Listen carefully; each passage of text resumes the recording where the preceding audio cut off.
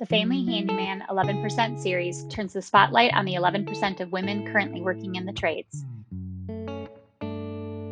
Here, Mary Kehl talks about her experience with Build Strong Academy's Construction Skills Boot Camp.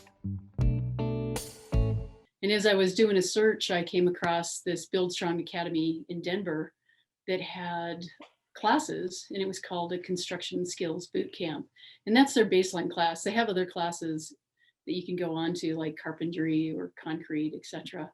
But I signed up for the course. It was a great course. It was a small group setting.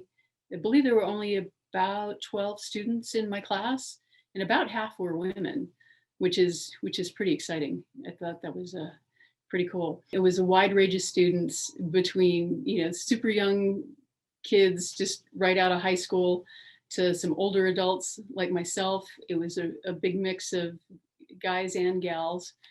So I felt like they were very accepting, and I felt like everybody in the class was very accepting of the other students with a really positive, can-do attitude. It was a very supportive group.